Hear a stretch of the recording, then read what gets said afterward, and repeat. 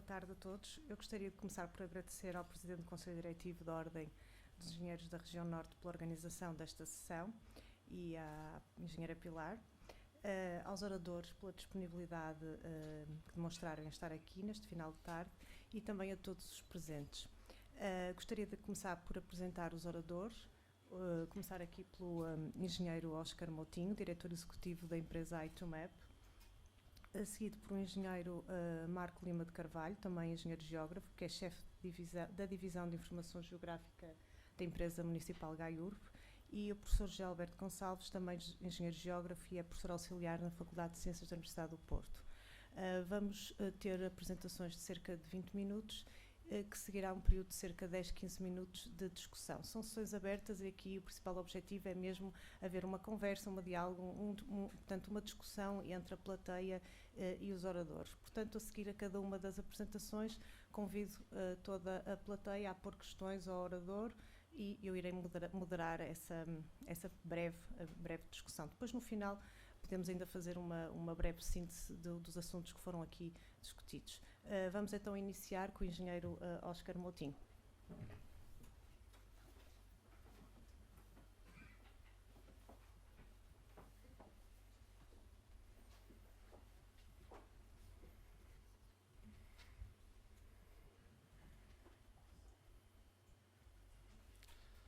Então, boa tarde a todos.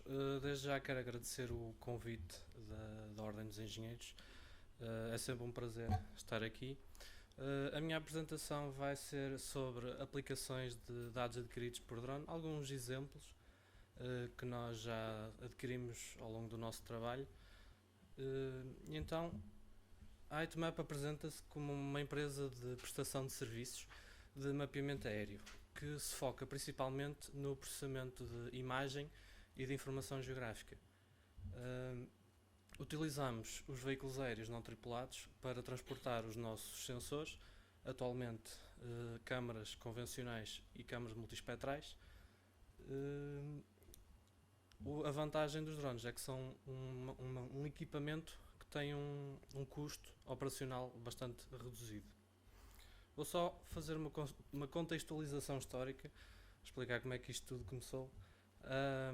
Isto começou ainda em 2014, enquanto éramos estudantes. Eu era estudante de Engenharia Geográfica e sempre tive algum interesse por eletrónica e tive conhecimento que havia um drone na faculdade, que até o meu colega Nelson estava a trabalhar nele, mas entretanto ficou um pouco parado. Eu e alguns colegas decidimos retomar esse trabalho e foi através desse drone que nós conseguimos adquirir bastante conhecimento. Nem sempre foi fácil, como se pode ver através deste vídeo. Houve muitas quedas, tipo isto. E ainda durante o nosso curso, nós, com o apoio dos professores, que também agradeço, que sempre nos deram muito apoio com a nossa ideia, nós candidatámos ao prémio do European Satellite Navigation Competition, que premia ideias de negócio que estejam relacionadas com tecnologia espacial, quer seja de imagem de satélite ou por navegação. Nós ganhámos esse prémio regional por Portugal e que nos deu acesso então à UPTEC, que é o Parque de Ciência e Tecnologia da Universidade do Porto, onde estão incubadas as empresas que saem das faculdades. Nós estivemos numa escola de startups a aprender um pouco sobre empresas e toda uma série de aulas sobre marketing, gestão, etc. Candidatámos ainda a um Business Incubation Center da ESA, da Agência Espacial Europeia, que começou agora com os seus centros em Portugal, em 3 locais, em Lisboa, Coimbra e no Porto, e nós então estamos ao abrigo desse programa, com o financiamento da ESA, durante 2 anos, 2016 e 2017, aqui na UPTEC. Pronto, então a empresa foi fundada agora no início de 2016, com os 3 fundadores, Ana Rodrigues, eu e o meu colega Ricardo Mendes. Pronto, então, aplicações que nós fazemos. Nós temos 3 grandes mercados.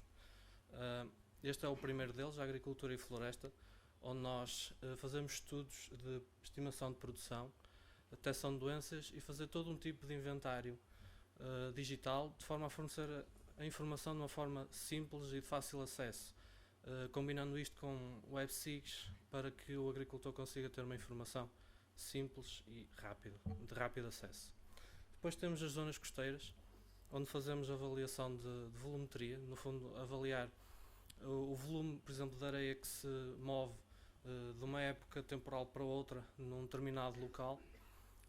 Além disso, as monitorizações estruturais podem ser monitorizações de estruturas feitas pelo homem, como é o caso de zonas portuárias, esporões, ou estruturas naturais, rochosas, por exemplo. Ainda o mapeamento de biodiversidade, algo que temos feito em colaboração com o Centro de Investigação para mapeamento de macroalgas nas zonas costeiras e alguns bivalves. Depois temos um outro grupo que nós apelidamos de engenharia, onde temos os trabalhos típicos de cartografia, topografia, algum cadastro e ainda a modelação 3D,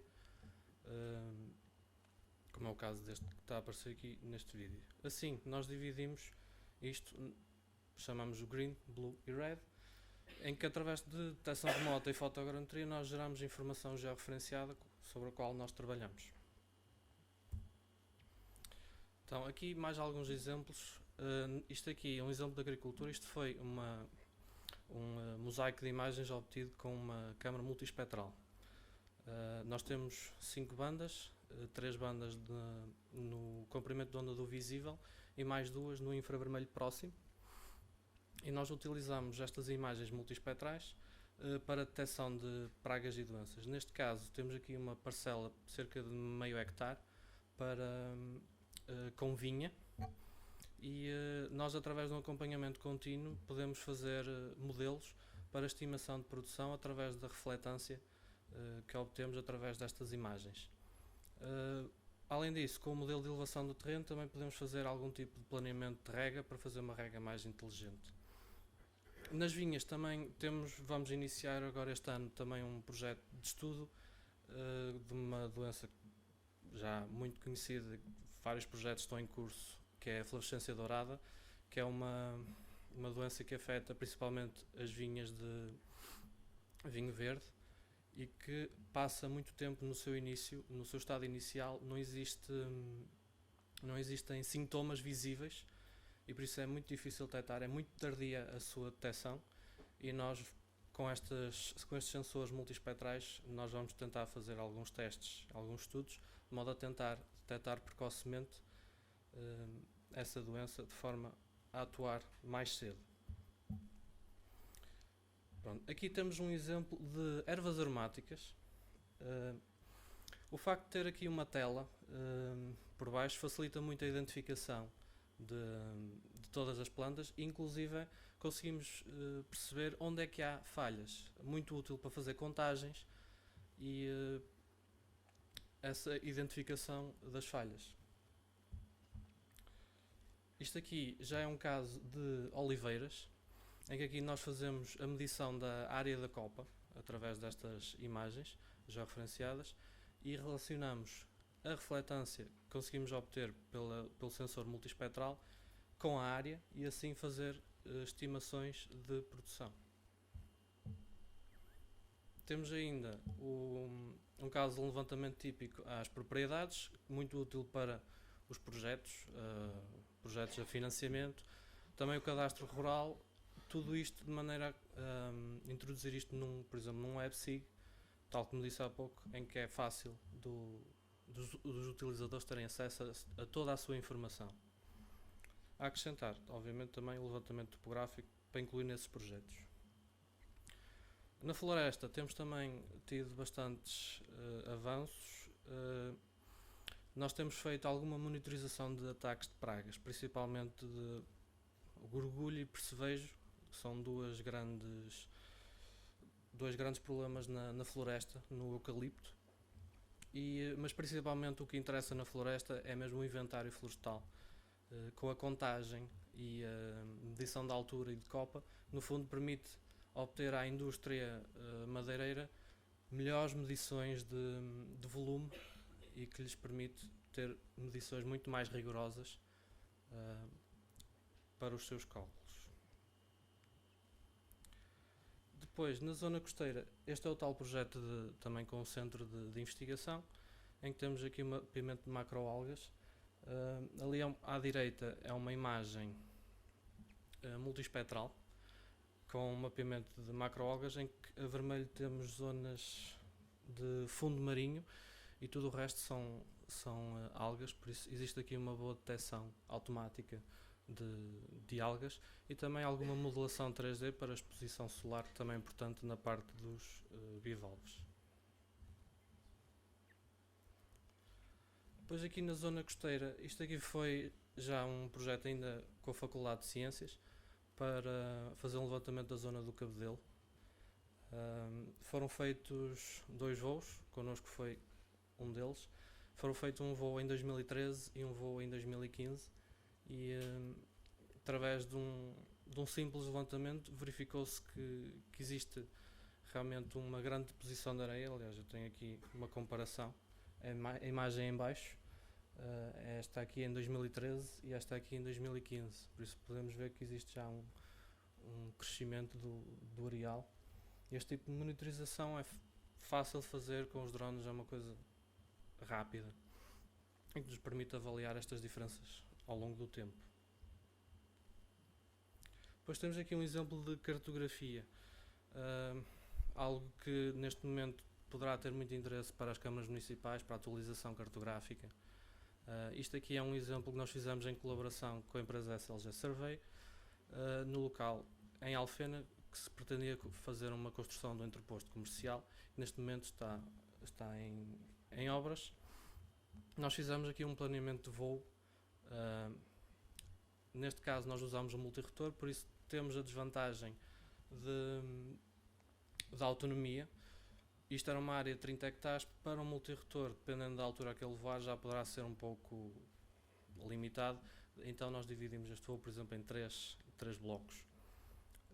Fizemos com uma grande sobreposição e no final obtivemos este tipo de resultados com a cartografia, em que ainda temos o acréscimo de ter um ortomosaico. Neste momento, obviamente, é difícil em termos de homologação, não existe homologação para cartografia com drones, pelo menos utilizando a imagem aérea. Isto no fundo pode ser um levantamento topográfico, aqui acresce a imagem, que normalmente não se teria. No caso da exploração mineira, o exemplo mais óbvio seriam as pedreiras, onde se pode fazer todo tipo de medição de volumes antes e fazer levantamento antes e depois da extração, fazer a medição de volumes de estoques.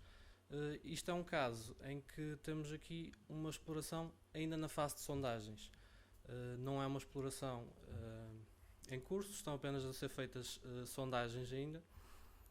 Aqui é uma zona de 80 hectares, novamente nós usamos um multirotor neste caso, por isso tivemos de dividir este polígono também em várias áreas, penso que neste caso foram umas 4 ou 5. Pronto, nós obtivemos um ortomosaico com uma excelente precisão posicional e também em termos de resolução geométrica e espacial. E um modelo de superfície que era pretendido pela empresa que nos pediu este levantamento, com uma malha de 10 cm. Aqui uma amostra do modelo com um relevo sombreado e ainda aqui as curvas de nível, que era o resultado mais importante que a empresa queria. Isto foi um trabalho feito num único dia em termos de levantamento de campo e ao fim de 3 dias já tínhamos os dados prontos para entregar. Por isso é um trabalho muito rápido de se fazer, com grandes vantagens. Depois, ainda na engenharia civil, nós temos aqui um exemplo do mosteiro de Lessa de Balio, que já foi um trabalho que já fizemos anteriormente. Aqui já passamos por uma fotogrametria terrestre, não com visualização vertical, não temos fotografia aérea, mas sim uma fotografia oblíqua ou frontal, em que conseguimos fazer uma modelação 3D e pode ter todo o interesse para a monitorização de estruturas e pode-se apresentar como uma alternativa ao laser terrestre, normalmente utilizado, e obviamente tem relevo nos levantamentos arquitetónicos.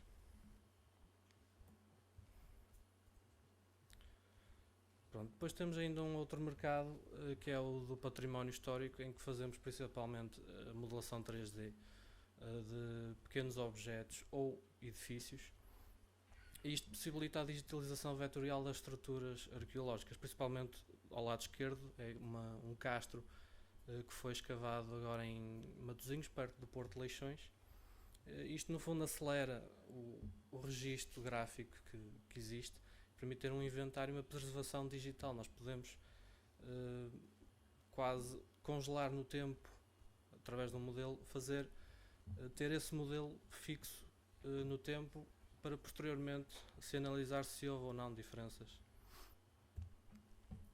Aqui é um exemplo de uma torre militar que existe em Vinhais. Isto já foi com um colega de arqueologia, o João Fonte, que existe uma suspeita que isto seja uma torre militar da época romana, e isto está inserido precisamente num terreno agrícola. Em volta estão plantadas algumas árvores, e obviamente com a evolução da agricultura muitas das estruturas foram-se perdendo através do trabalho agrícola, e aqui pretendia-se fazer um ortofoto e um modelo digital de superfície, no fundo para perceber, depois com comparação de fotografia aérea histórica, que alterações é que houve e se realmente esta estrutura está em desgaste, se está-se a perder ali material histórico que poderia existir há 50 anos atrás, 60 anos atrás. Então está aqui, também aqui o modelo que eles depois podem utilizar, tal como fazem com o lidar aéreo em zonas florestais, para identificar estruturas romanas, que é algo que eles utilizam muito para fazer essa identificação de estruturas, principalmente da época romana. Pronto, eu queria finalizar apenas com um alerta. Eu penso que em Portugal nós temos uma legislação até bastante favorável para os drones. Muita gente pensava que seria uma coisa muito restritiva, mas pelo menos neste momento, até aos 120 metros de altura, basta pedir uma autorização à ANAC, desde que não exista conflito com zonas interditas. Normalmente esse pedido é aceito de um dia para o outro, por isso eu penso que nesse aspecto temos uma legislação bastante favorável. Sentimos é que se calhar falta um pouco de regulamentação profissional, porque muitas vezes vamos ter com alguns clientes ou falar com algumas empresas e já existe muitas vezes uma má imagem do mercado, porque existem muitas empresas, cada vez mais empresas a fazer este tipo de trabalhos, e que muitas vezes entregam um mau resultado, e a partir daí as empresas ficam logo de pé atrás com este tipo de produtos. Por isso queria deixar só esta alerta. Obrigado.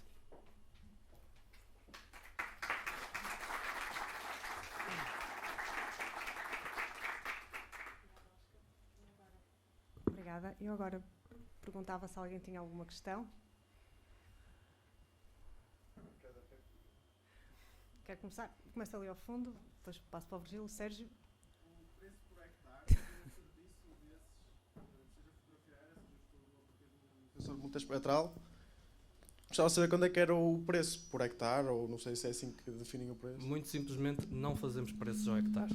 Nós precisamos sempre ter vários dados, precisamos ter áreas, altura, toda uma série de dados, porque nós não conseguimos simplesmente fazer um preço por hectare, porque dependendo simplesmente da altura a que formos voar, pode ou não, o preço altera imediatamente consoante a área que se tiver. Por isso nós precisamos sempre ter pelo menos a área e qual é a resolução, tamanho de pixel ou a altura a que se quer voar.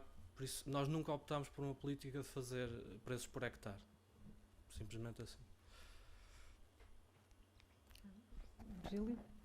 No caso da monitorização das vinhas, a detecção da doença da fluorescência dourada, como é que os senhores conseguem detectar, digamos, a doença nas plantas quando elas estão no auge vegetativo, vegetativo em junho, julho. Uhum. É que depois, à posteriori, todos nós conseguimos detectar qual é a doença doente, a videira doente. Mas antes, como é que vocês conseguem, de uma forma precoce, e depois se poder eliminar isso? Porque isso é altamente contagioso e convém eliminar a videira antes que ela depois se propague para o resto da vinha. É assim, a propriedade física que nós usamos é que normalmente a vegetação reflete mais no comprimento infravermelho.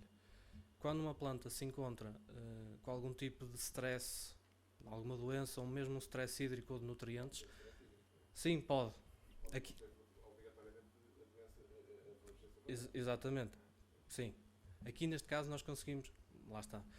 O que nós obtemos é uma percentagem de refletância num determinado comprimento de onda. Podemos tentar relacionar essa percentagem se há uma doença ou não, mas para isso obviamente vamos fazer um estudo prolongado durante um ano inteiro. Claro, podemos... Sim, pode-se completar com alguma informação de campo. Sim. Mais alguma questão? Não?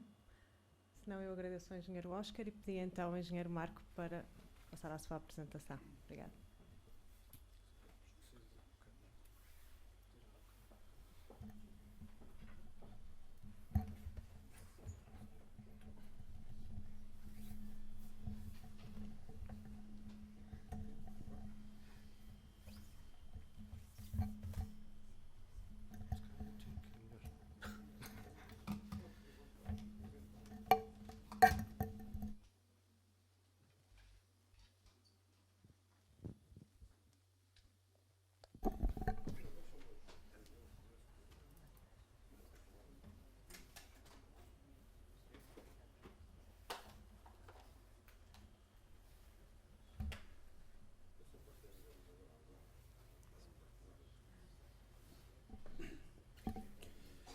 Boa noite a todos. Antes de mais agradecer em nome da GAIURB e do município de Gaia à Ordem dos Engenheiros o convite endereçado. E temos muito gosto em apresentar aqui um projeto. É um projeto ainda relativamente recente, novo, que tem sensivelmente 6 meses de operação. Ainda estamos numa fase de testes, de implementação, de sensibilização, porque estou aqui outros colegas também são de outros municípios e nós temos sempre uma dificuldade acrescida. A Vila Nova de Gaia, em primeiro lugar, sofre sempre de um problema de escala, não é? Qualquer coisa que se faça terá umas proporções complicadas e, acima de tudo, não é fácil convencermos um executivo ou um conselho de administração para a aquisição de um drone e das suas aplicações. É diferente de uma empresa que fez um investimento, tem produtos. Nós tivemos que ir tentando conquistar os nossos responsáveis e, felizmente, ao fim de 6 meses, acho que temos algum trabalho interessante e os pedidos cada vez têm vindo a ser maiores. Portanto, este projeto, o Gaia Drone Survey, iniciou-se em janeiro de 2016 e é uma das componentes de um projeto que nós temos de maior relevo, que é o SIGMO 3D, que no fundo é a criação de um sistema integrado de monitorização urbana e ambiental. Ou seja, passáramos um pouco do SIG 2D, que acho que já deu o que tinha para dar, e passámos a trabalhar as coisas a 3D. O nosso SIG do município está devidamente estabilizado, portanto temos que passar a mudar de nível. Acima de tudo, pretendíamos criar novas metodologias na implementação e na gestão municipal e, acima de tudo, que fossem métodos mais inteligentes e eficazes. Portanto, em 2016 foi então uma prioridade a aquisição de um drone low cost, se assim podemos chamar, e testar até que ponto a sua utilidade seria importante. Porque, fundamentalmente, quem trabalha no município, especialmente como o de Gaia, eu não digo que trabalho no INEM, mas quase, não é? Costumo dizer que só me falta uma placa a dizer INEM nas costas, porque tudo é para ontem, tudo é correr. Portanto, e nós queríamos algo que nos desse respostas quase imediatas, algo que fosse fácil de termos respostas para as dificuldades de gestão. E vão ver uns exemplos. No fundo, fizemos consulta ao mercado, vimos que tipo de preços é que havia, que custos é que havia, o investimento que ia ser necessário, e optámos por um drone mais simples, que permitisse essencialmente cobrir as necessidades que foram identificadas pelos executivos. Fotografia aérea, vídeo, pudéssemos realizar a inspeção a obras, a estruturas e, acima de tudo, que nos permitisse ter uma ferramenta que fosse mais expedita para a atualização de cartografia. Isto continua a ser um problema nos municípios, portanto, nós queríamos algo que fosse mais expedito. Após a sua aquisição, em termos de aplicações, são inúmeras, desde a gestão urbanística, planeamento, reabilitação urbana, obras, proteção civil, controle de cheias, portanto, todo o sem número de trabalhos do município é possível de o implementar. Definimos áreas prioritárias, neste momento urbanismo, a área que eu trabalho mais, e a habitação social, assim como a fiscalização e obras, património, ambiente, a proteção civil e eventos, como natural.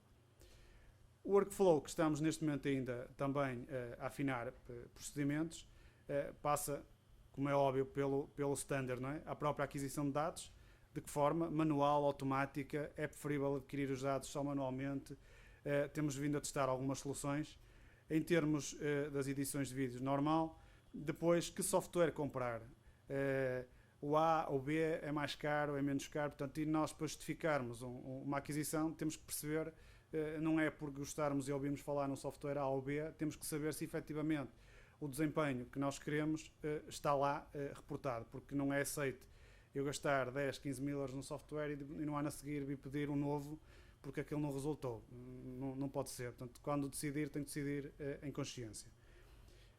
Todos estes dados irão passar sempre para um portal intranet que está em fase neste momento de produção, que no fundo o que nós pretendemos é que todos os dados que sejam adquiridos para os trabalhos municipais sejam disponibilizados intranet. É este o princípio do Sistema de Informação Geográfica, será este o princípio do projeto Gaia Drone Survey, ou seja, todos os dados que adquirirmos, fotografias, serão disponibilizados a todo o universo municipal e a todos os técnicos. Decidimos adquirir um Phantom 4 com as características que todos conhecem, um equipamento relativamente simples, mas muito eficiente. E as áreas de implementação que definimos e que estamos já a trabalhar é na inspeção e fiscalização de obras, na inspeção e fiscalização de edifícios e estruturas, na fotografia aérea, como é óbvio, começou logo por aqui, no vídeo, na produção de ortofotomapas e a fotointerpretação por proteção remota e também a modelação 3D. Ou seja, estes 6 são os 6 pilares dos produtos que nós conseguimos produzir para o município. Temos aqui alguns exemplos. Na inspeção e fiscalização de obras, isto era uma obra que estava, por acaso esta já estava em construção. Temos aqui um exemplo do modelo 3D, outro exemplo de outra fiscalização em baixo. Este foi um bom exemplo, porque o colega que estava a fazer a fiscalização da obra estava numa discussão durante a reunião da obra sobre uma das entradas de garagens. E ele, segundo a interpretação do local que ele estava, ele achava que os muros estavam paralelos. No projeto eles realmente estavam oblíquos. Gerou-se ali uma discussão, mas realmente os engenheiros de obra reconheciam que a perspectiva que eles tinham daquele local parecia que os muros estavam paralelos, e ele ia escrever no livro de obra isso, e como nós estávamos cá fora a fotografar, simplesmente pegámos no drone, pousámos, fomos mostrar as fotografias, o problema ficou resolvido. Portanto, uma incidência que poderia ocorrer ali, que ia ser registada no livro de obra, ficou logo sanada. Até mesmo os diretores técnicos de obra, a perspectiva que tiveram no momento da própria obra, ficaram admirados pelas fotografias e pela capacidade, porque nem eles próprios tinham noção, só se subissem ao topo da grua, do impacto da obra naquele local. Temos aqui o exemplo, portanto, isto era o terreno original. Ao fim da tarde já tínhamos o orto produzido.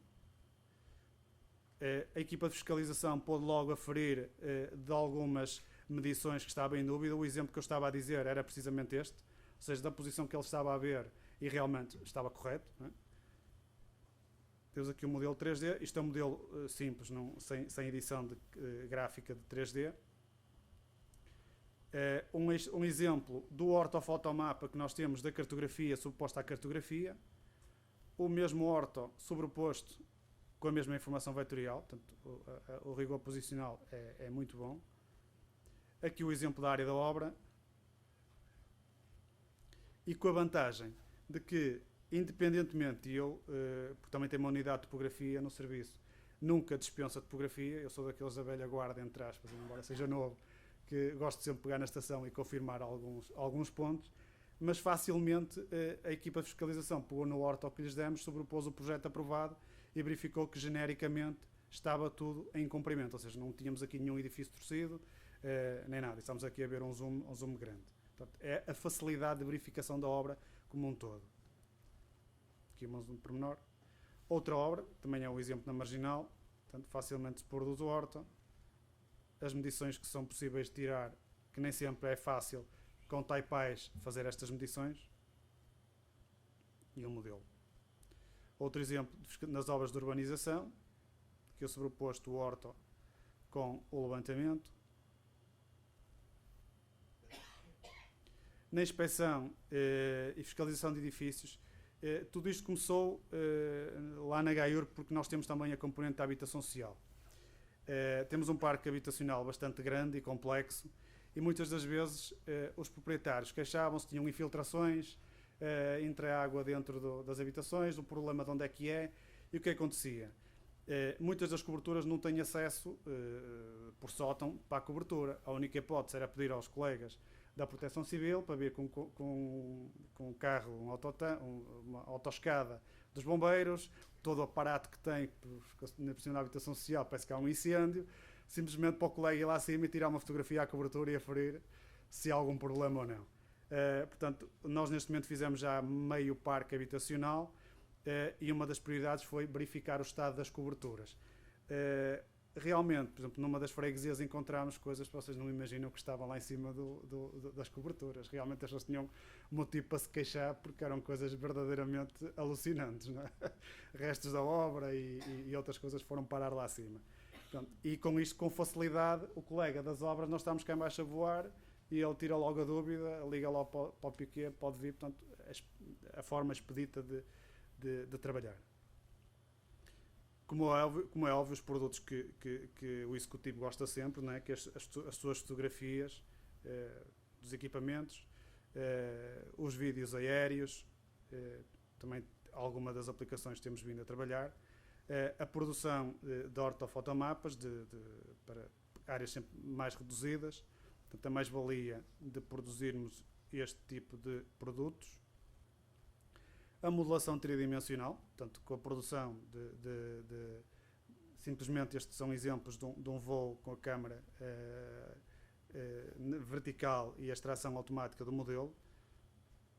Como é óbvio, os colegas do planeamento ficam logo a pedir esta informação para fazer trabalho, porque não é fácil no município. Nós temos uma série de ortos de 2012 e eu pedir agora para voltar a fazer mais um voo para comprar ortos não é fácil, não é? Portanto, e desta forma conseguimos, no fundo, ir atualizando e dispor de outra informação. A modelação tridimensional edificada, extração de SM, análise volumétrica, aqui alguns exemplos, do pormenor da nossa grelha, como podem ver. Outras aplicações à gestão da ordem marítima e ambiente, o colega há bocado já apresentou bons exemplos. Na manutenção de monumentos e património histórico, para quem voa em Gaia, e aqui os colegas também já tiveram lá uns problemas, temos sempre o problema das gaivotas, não é? que gostam de atacar os drones, é sempre um problema. A aplicação à gestão de espaços públicos, parques e jardins, à gestão da habitação social e equipamentos. Portanto, por este exemplo, nós acompanhamos uma série de empreendimentos, amanhã já vamos voar outra vez para, no fundo, guardar o arquivo histórico da obra que foi feita. Entretanto, as próprias fotografias já vão servir para revistas e outras utilizações. Portanto, um simples voo permite um sem número de aplicações. Na área do planeamento, ou seja, é feita uma rotunda nova, podemos logo atualizar, fazer algum estudo. Este aqui é uma imagem, por acaso foi pena não ter trazido o vídeo, mas foi interessante de ver com o drone na vertical sobre a rotunda, ver como é que os carros circulavam na rotunda. E eu estava com o colega a ver e a rir-nos um pouco das asneiras que estavam a acontecer frequentemente. Portanto, é interessante também este tipo de aplicações. E como é óbvio, também para a aplicação para eventos municipais, não é?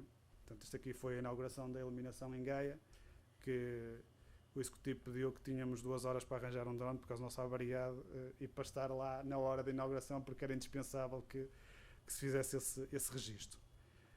Este arquivo de trabalhos, que vai dar origem também agora ao portal. E agora, para concluir, mais-valias, da nossa opinião, pela experiência que temos. Portanto, aquisição de ortofotomapas e elevada qualidade a baixo custo. Portanto, o equipamento deste género, a manutenção é pouca, exceto se tiver acidentes. A qualidade dos dados e precisão para obtenção a nível cartográfico é bastante adequada. A rapidez e de facilidade de acesso à informação. Portanto, nós rapidamente podemos estar a dar às equipes de projeto informação sobre a estrutura. O processamento de ortofotos em modo automático é bastante rápido.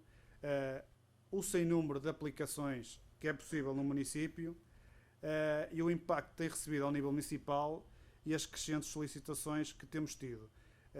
Ainda hoje recebi mais um desafio do Executivo para a utilização do drone, que vai ser mais complicado porque é à noite, mas dou já um exemplo, que não, é um estudo que nos foi pedido, que é fazermos um voo noturno e fotografia noturna para estudarmos o grau de utilização da energia das luminárias.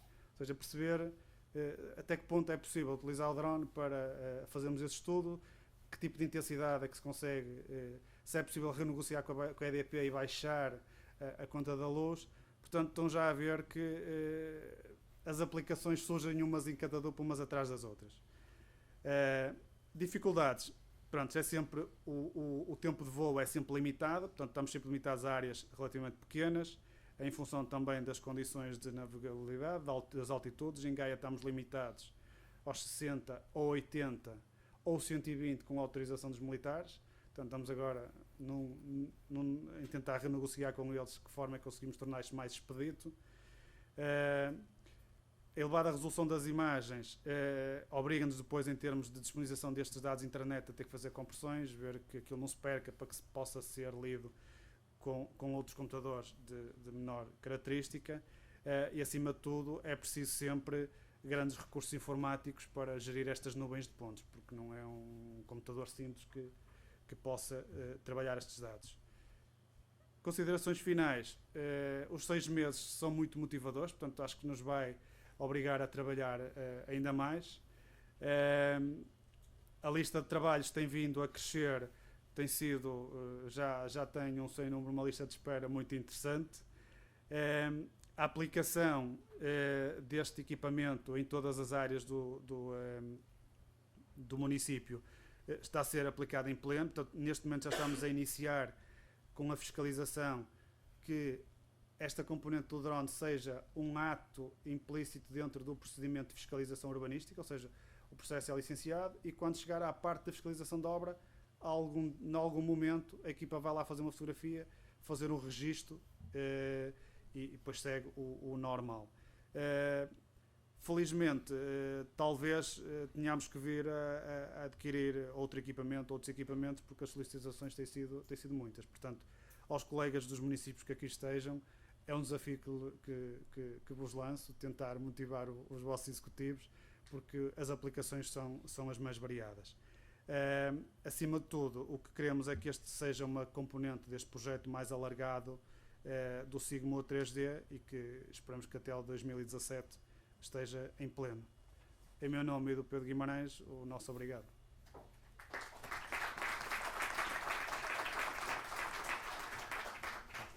Agradeço a apresentação. Pergunto se existe alguma questão. Não há aqui ninguém do município, já? Eu sei que não, mas podem perguntar.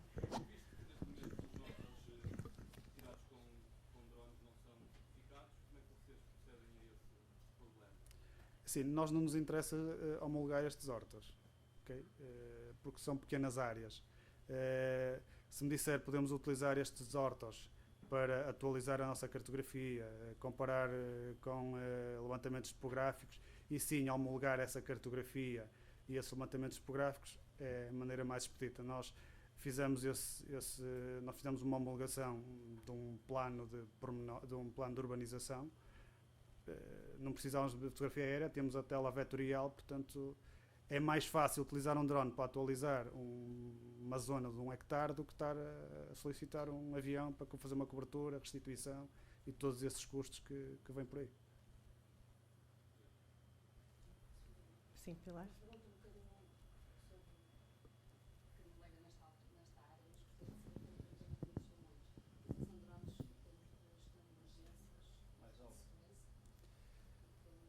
Sim, relativamente a esse da aplicação da Proteção Civil, nós já temos os contactos incitados com o comandante da Proteção Civil e eles foram os entusiastas, só que é tal questão, os pedidos têm sido tantos que ainda não houve hipótese de trabalhar com eles. Acima de tudo, a legislação diz-nos que temos sempre cuidado de que nós efetivamente podemos operar numa situação crítica de um incêndio de um prédio que está com problemas, se o responsável das operações o autorizar. Portanto, se houver esta partilha com o comandante dos bombeiros sapadores, o comandante operacional, se ele autorizar e solicitar, não há qualquer problema desde que se mantenha o cuidado e o cumprimento das regras. Agora, não podemos, como tem acontecido alguns exemplos, de vemos aí um incêndio, então eu pego no meu drone particular e vou para lá fotografar. Não, exatamente.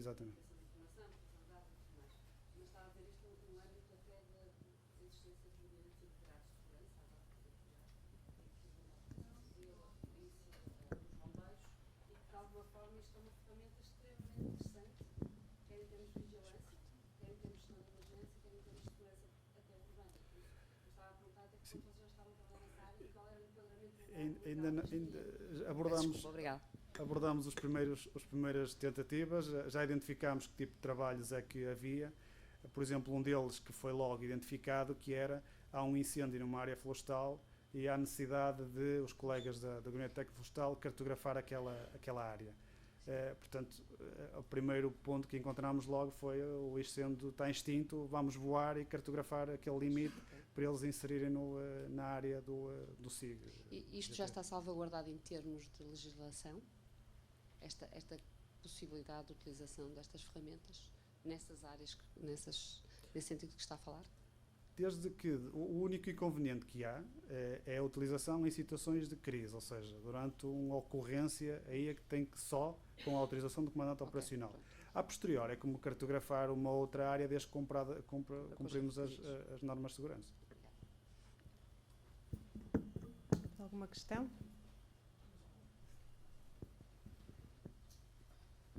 Boa tarde. Eu queria fazer uma pergunta. Eu já percebi que vocês asseguram a licença de voo em parceria presumo eu, com a Força Aérea. Estava a falar sobre a questão das alturas e que estão em negociação com eles, digo eu. Foi a sua expressão. Sim. Mas eu tenho uma outra pergunta e essa é que eu gostava de ter uma resposta, que é o seguinte. O direito à fotografia aérea é uma coisa muito bem definida pelo Ministério da Defesa e o direito a fotografar tem que ser devidamente autorizado pela Força Aérea e autorizado pelos proprietários, por exemplo, dos edifícios. Como é que vocês contornam esta situação? Se é que contornam ou como é que... Assim, o que nós temos, os trabalhos que temos estado a fazer, nomeadamente na fiscalização de obras e dos empreendimentos sociais, são equipamentos do município. A fiscalização das obras só fizemos, independentemente de, no âmbito do procedimento de fiscalização, o fiscal pode ir muito bem à obra e fotografar, o que entender. Nós pedimos sempre para autorização prévia ao diretor técnico da obra e ao proprietário, se podemos fotografar. Relativamente a essas questões da Força Aérea, nós estamos à espera de uma resposta de um ofício da ANE, isto porque nós temos metade do Conselho de Gaia limitado pela zona de proteção ao aeródromo. Portanto, estou à espera de uma resposta deles. Sei que já tramitou internamente para a direção, porque é tal questão que eu expliquei.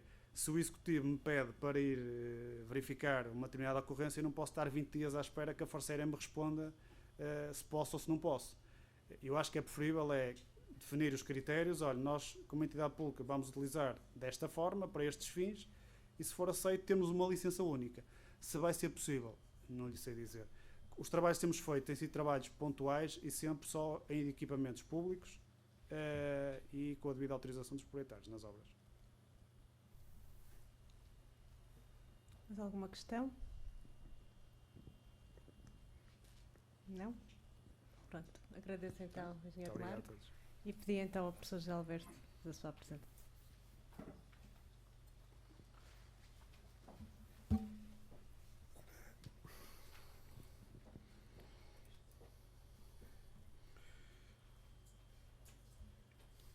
Ora, boa tarde ou boa noite a todos. Também começava por agradecer o convite para fazer esta sessão e agradecer à audiência por, enfim, que está bastante bem composta neste horário.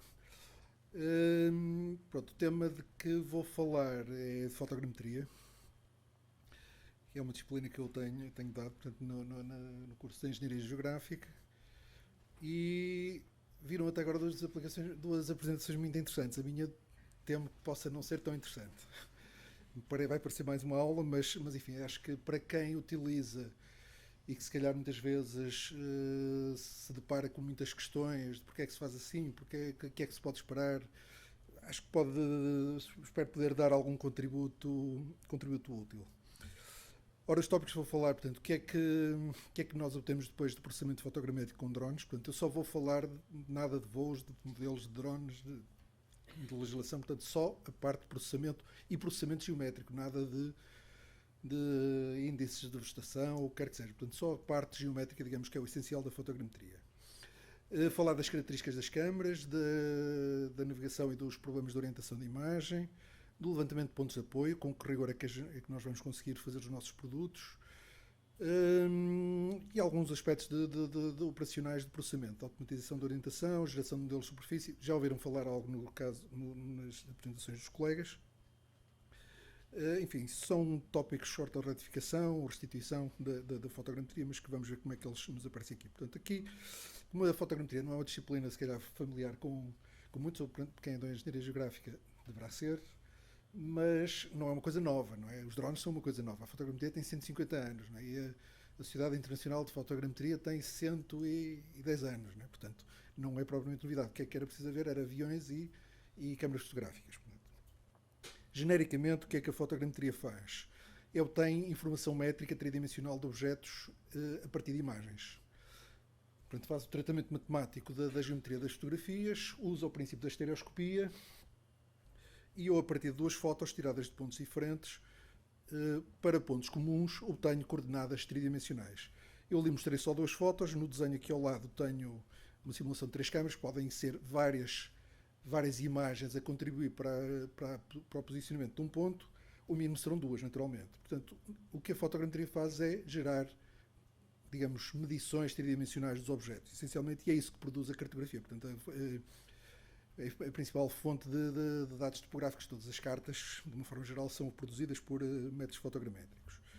Pronto, o que é que nós fazemos com os drones? Voamos, tiram-se fotografias, resolvendo os problemas de legalidade. Portanto, não é isso que me interessa neste momento. Portanto, mas o que o processamento vai... Portanto, eu vou aqui dar algum ênfase às diferenças em relação à fotogrametria tradicional da câmara aérea e do avião. Uma diferença logo é que nós aqui fazemos voos a muito baixa altitude, portanto com muito maior resolução do que é normal na fotografia aérea. E o que vamos obter são produtos parecidos, portanto fazemos primeiro a orientação de imagem, depois obtemos nuvens de pontos, modelos de superfície, ortomosaicos. Isto, por exemplo, é uma imagem que mostra a ideia de orientar as imagens, portanto determinar a posição relativa de todas as fotos no espaço, a geração depois de uma nuvem tridimensional de pontos e a criação de um modelo, enfim, de uma representação numérica da superfície. Em termos de produtos cartográficos ou, digamos, de informação geográfica ou georreferenciada, um ortomosaico, portanto isto aqui é o resultado de 50 ou 60 imagens montadas num mosaico contínuo, e um modelo tridimensional que me fornece altitudes, como já viram nos exemplos anteriores. Enfim, para dar algum ênfase então a essas diferenças para a fotogrametria tradicional, nós usamos aqui câmaras muito simples. De uma forma geral, usamos câmaras, enfim, no mercado que nós podemos comprá-las perfeitamente. Portanto, isto é uma câmara usada em drones que custam, sei lá, 10 ou 100 vezes mais do que a câmara. De câmaras, por exemplo, 12 megapixels, com um sensor muito pequenino, portanto, sensores de, enfim, menos de 1 centímetro de diâmetro, de dimensão. E obviamente que são câmaras não métricas, enquanto que as câmaras para a fotogrametria são câmaras métricas calibradas em laboratório, portanto, e pensadas para a medição. Aqui não, portanto, nós pouco sabemos sobre as câmaras. Sabemos normalmente uma distância focal, que é o que diz lá na câmara, alguns ali deve dizer, e pouco mais. Claro, para fazer um mapeamento fotogramétrico precisamos de conhecer isto melhor. Há aqui um conceito que é de orientação interna, características da câmara. A distância focal, temos de saber um valor mais rigoroso. Também questões, por exemplo, o que chamamos de ponto principal, onde é que está o foco da lente, ele cai sobre o centro da fotografia ou cai um pouco ao lado. São mais 2 parâmetros que eu tenho de saber. Muitas câmaras têm distorção. Isto é um exemplo de uma fotografia de uma GoPro, que tem uma grande distorção. Aliás, vemos aqui linhas que sabemos que são retas e que estão encurvadas, e há aqui um fenómeno que é a distorção radial. Claro que às vezes as pessoas dizem, uma GoPro isso não dá para fazer nada. Não, claro que dá, só temos é tratar a geometria corretamente daquela câmara. Por exemplo, estas câmaras essencialmente têm uma distorção radial, isto é, uma determinada distância do centro, os pontos estão desviados aqui de uma pequena quantidade, e isto é a principal deformação que estas câmaras têm. O modelo, para isso, portanto, é também tratado matematicamente, portanto, já estão a ver que já parece uma aula. Pronto, essencialmente é para isto, trata-se, né, resolve-se. Os programas de processamento desta informação, e aqui é que eu acho que muitas vezes as pessoas se deparam com coisas que desconhecem, têm modelos muito sofisticados. Este modelo de Brown, para tratar a geometria de uma fotografia, inclui a distorção radial, distorção tangencial, que é esta componente que está aqui. Portanto, estou aqui parâmetros K1, K2, K3, são númerozinhos que caracterizam a geometria da fotografia. E já começam a ser muitos. Para além disso, ainda podem ocorrer outros tipos de deformações, o pixel não ser quadrado, a imagem estar distorcida com mudanças angulares. Portanto, há muito, ao todo, enfim, eu contei aqui uns 13 parâmetros que eu não sei se devo usar, se a minha câmera precisa. Portanto, há aqui algum conhecimento, às vezes, para processar estas coisas que é conveniente, enfim, pelo menos ter um pouco à distância, mas alguma percepção do que é importante. Então, como calibrar câmaras?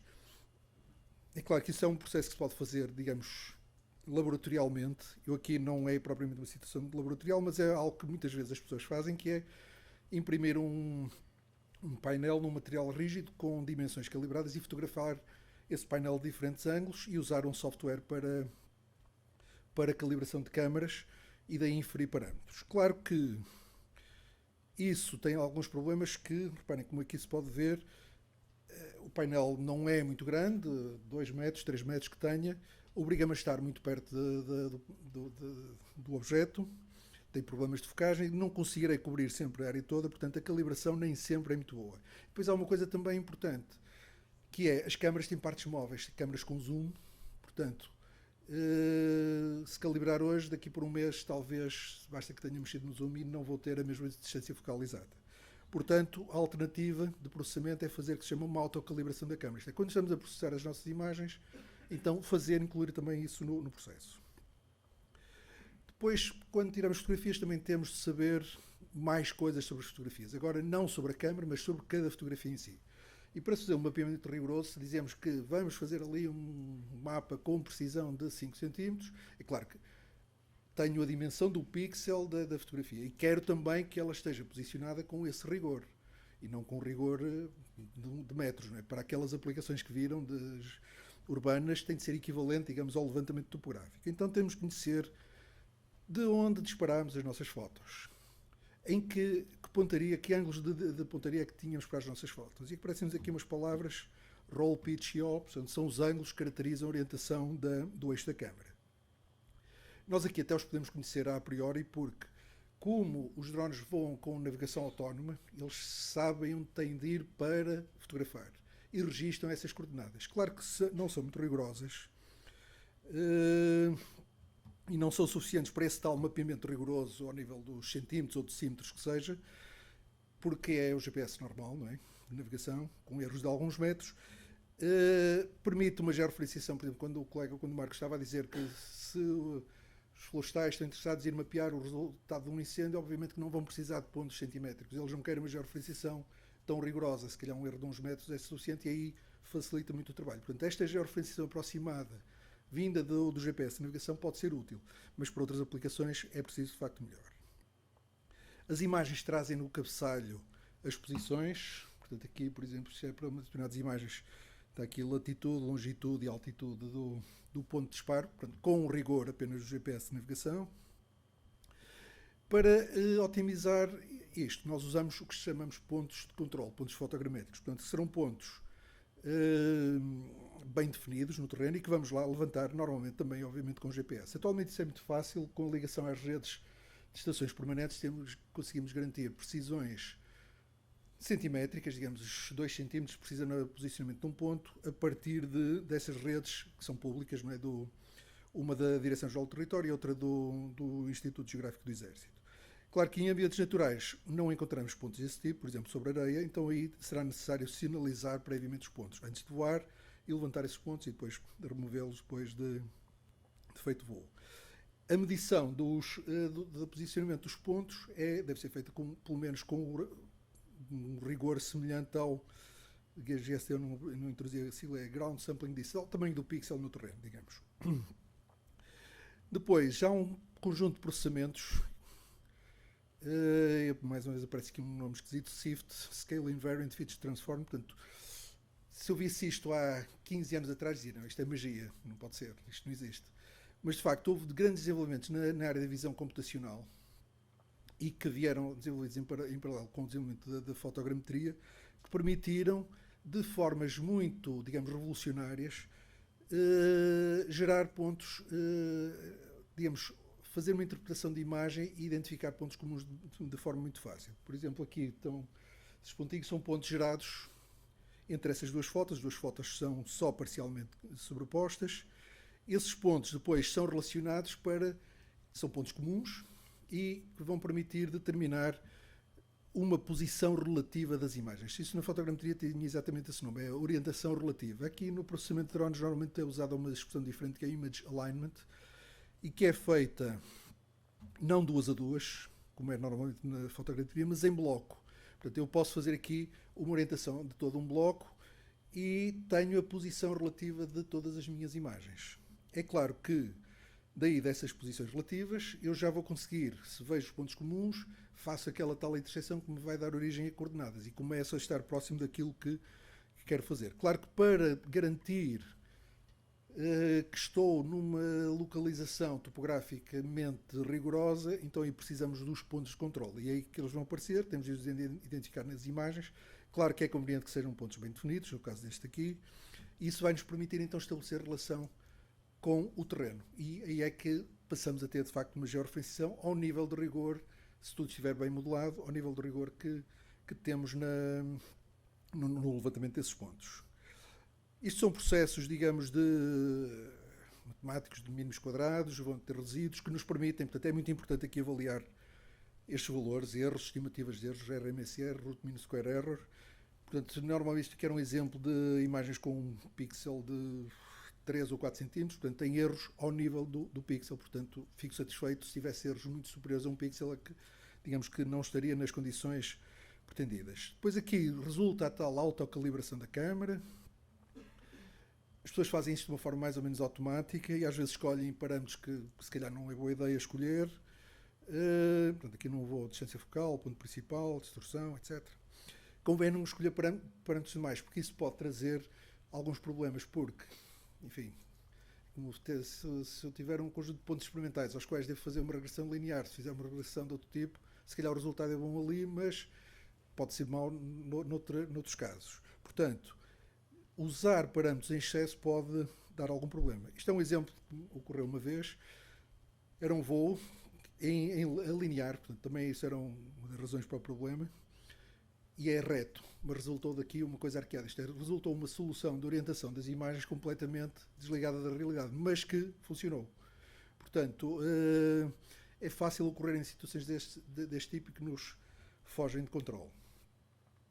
Pronto, uma vez feito esse processo de orientação das imagens, esperando que tudo tenha corrido bem, passamos à extração do modelo digamos, da nuvem de pontos e do modelo de superfície. Aqui surgem dois conceitos, também mais uma vez, postura um bocado de aula, mas vindo em paralelismo com o que os colegas disseram. Muitas vezes nós queremos mapear na vertical, ortogonalmente, fazer ortofotos, fazer modelos do terreno, que é isto aqui, em que eu penso, o terreno em cada ponto tem uma cota só. Mas às vezes faço fotogrametria de objetos que não são, digamos, topográficos, e em que um ponto XY tem várias cotas, porque digamos que é uma superfície multivalue, portanto, multivalor. Portanto, aqui há reentrâncias. No terreno normalmente não há. Portanto, são duas formas diferentes de abordar a criação do modelo tridimensional. Esta considero quando faço fotogrametria terrestre, na fotogrametria aérea é sempre este modo. Isto aqui é um exemplo. Isto é 90 pontos, parece uma coisa assim pouco rigorosa, mas é porque nos sítios há pontos, noutros sítios não há. Onde não há pontos, preenche-se por interpolação. Claro que vão ser zonas menos rigorosas, mas daqui resultou, neste caso, um modelo tridimensional bastante razoável e que convém sempre também fazer uma verificação da qualidade do modelo. Aqui fazendo, por exemplo, perfis do modelo, isto são casas, não é? Portanto, de facto, obviamente que a parede vertical não pode ser modelada, porque isto é uma grelha, não é? Mas fica quase modelada. E, portanto, a superfície dos objetos que existem no terreno foi extraída com um rigor razoável. A seguir a isso, fazemos o que chamamos a ortorretificação. Isto, eu tenho N imagens, podem ser 100, 200, milhares às vezes. Cada uma delas vai ser corrigida. Isto é ortorretificada, independentemente. Portanto, ortorretificar significa remover-lhe a deformação resultante do relevo do terreno. E a partir daí elas ficam georreferenciadas e deverão, portanto, estas três deverão sobrepor-se corretamente. Portanto, todas são ortorretificadas e no final vamos montar um mosaico disto tudo. Isto é que é o ortomosaico. É claro que neste exemplo aqui notamos aqui uma transição de foto para foto, há uma mudança de tonalidade. Isto aqui tem de ser equilibrado em termos de contraste da imagem. Portanto, normalmente os programas fazem isto bastante bem. Se não fizerem, o que nós teremos é talvez de fazer um pré-processamento das imagens para as equilibrar, um bocadinho de Photoshop, qualquer coisa assim, não é? Portanto, no final temos então um conjunto de produtos que, do ponto de vista do utilizador final, se é um ortomosaico, devemos sempre verificar com coordenadas medidas topograficamente com rigor se elas satisfazem aquilo que queremos. No modelo digital de superfície, verificar cotas, portanto, para ver se temos de facto o rigor que pretendíamos. Isto aqui é um exemplo de um desses modelos digitais de superfície, aquele onde eu tracei aqueles perfis, que este estava razoável. Aqui são carros, aqui também é um carro, mas aqui qualquer coisa funcionou mal, portanto aqui o modelo não está bom. Aqui há zonas em que o modelo está muito mal. Isto é o ortofoto resultante, o ortomosaico neste caso, em que, aqui é que é uma situação em que para os utilizadores tradicionais há algum conflito de muitas vezes não gostarem, porque isto é o que chamamos um ortofoto verdadeiro, em que os telhados foram também, digamos, a fachada do edifício foi ela toda verticalizada. Isto obriga a que a nuvem de pontos seja muito detalhada, muito rigorosa, o que nem sempre acontece. Então, claro que aqui não vou fazer um zoom, mas aqui a transição de telhado-chão, em que é abrupta, não é muito perfeita. Portanto, se eu submetesse isto para a Direção-Geral do Território para homologação, vinha logo dizer que não, que portanto, tinha aqui uma má representação. Mas, se compararem com os ortofotos tradicionais, em que se mantém o rebatimento dos edifícios, muitas vezes eles ocultam parte do passeio. Aqui pode não estar muito perfeita a transição telhado-terreno, mas os passeios de uma forma geral vão aparecer. Portanto, todas as tampas de saneamento, etc., vão cá estar. Portanto, para uma gestão dessa informação não tem esse problema. Se tivesse uma situação em que não tinha sido reposta verticalmente a fachada, os edifícios apareceriam a tapar o terreno, de facto. Aqui um exemplo também de processamento. Estes até o Oscar mostrou exatamente esses. Que, portanto, reparem já agora aqui, este produto de informação georreferenciada, de ortofoto feito assim, não vende necessariamente muito bem. porque as pessoas estão habituadas a outras coisas. E se não encontram aquela geometria que esperavam habitualmente na fotografia, muitas vezes não querem ou não gostam destes produtos. E este aqui não saiu mal, porque há zonas em que a modelação do edifício, por falta de fotografias, não é muito perfeita, e aqui estas transições às vezes saem mesmo muito mal. Claro, ninguém consegue vender uma ortofoto deste tipo. Na minha opinião, as aplicações fotogramétricas de drones são muito mais interessantes em situações de monitorização do que em produção de cartografia que venha a substituir aquela que se produz anteriormente. Neste caso, por exemplo, na Restinga, fizemos esse trabalho de um modelo em 2013, depois o mesmo tipo de levantamento em 2015, e aqui vemos a curva de nível de cota 2, em 2013 estava aqui, em 2015 está ali, portanto, e sofreu aqui um acréscimo, portanto, houve aqui, reparem, isto não me atrevo a dizer que isto é uma coisa que esteja a acontecer linearmente, que vai continuar a crescer a este ritmo, portanto, isto é uma coisa que vai e vem, portanto, seria preciso uma cadência mais detalhada porque, aliás, neste momento penso que isto não cresceu, ou que até terá regredido, não voltei a fazer nenhum levantamento lá, mas em termos aqui volumétricos, houve aqui de facto uma acumulação de areia do lado do mar, do lado do rio, aqui também houve uma alteração, mas aqui sobretudo uma grande aumento de volume, e que naquela extensão toda traduziu-se, feito cálculo, em 170 mil metros cúbicos. Portanto, aqui este cálculo de um volume é que eu acho que é de facto um espectro a informação obtida por via fotogramétrica aqui que é de facto de bastante interesse. Naquela concorrência com isto vem substituir a cartografia tradicional, nós fazemos normalmente uso de software muito automático. Mete, work, salsicha, é mais ou menos isto. E às vezes os resultados podem não ser aqueles que estamos à espera. Mas uma coisa que não tem sido muito explorada e que eu acho que poderia ser mais, eu penso que o Oscar falou já disso com a SLG, não foi? Que é fazer o mesmo tratamento que fazemos com a fotografia aérea convencional. Isto é, por um tratamento, digamos, de estereoscópico manual das imagens, o operador digitalizar e fazer a restituição fotogramétrica dos objetos que encontra e que são importantes. E se ali há uma casa, eu desenho a casa, tal como faria um levantamento topográfico. Se essa é a informação, não deixo para um algoritmo automático reconhecer aquelas formas e faço eu, digamos, a vetorização. Eu penso que aí há espaço para se fazer, de facto, muitas mais coisas, apesar de continuar a ser um trabalho manual, mas resolve os problemas que os utilizadores da topografia querem, que é um levantamento claramente desenhado, como a casa tem 4 vértices, formam um retângulo, e se forem umas linhas todas torcidas, não é bem aquilo que queremos normalmente. Como conclusões, portanto, a fotogrametria com drones permite-nos uma aquisição de dados muito rápida, aquisição e processamento muito rápidos e com relativa simplicidade.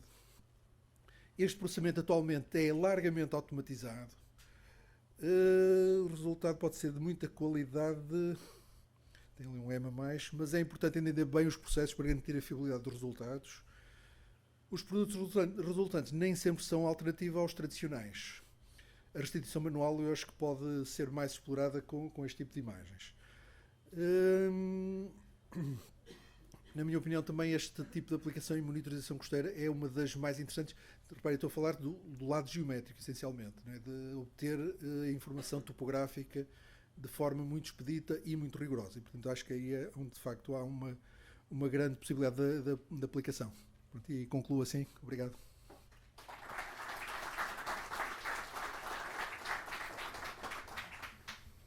Perguntas alguma questão para o professor José Alberto?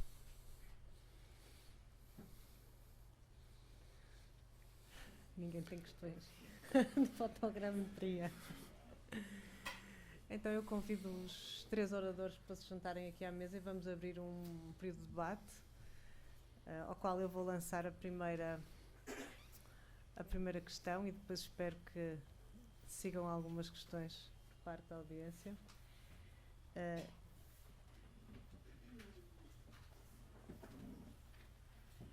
A primeira questão que eu gostaria de lançar para debate, para os 3 oradores, está relacionada com a recente legislação sobre os drones, que entra em vigor precisamente amanhã, e gostaria de saber a opinião que cada um tem, se essa legislação que vai entrar em vigor vai limitar de alguma forma o tipo de trabalhos que cada um deles tem até à data vindo a efetuar com este tipo de equipamento.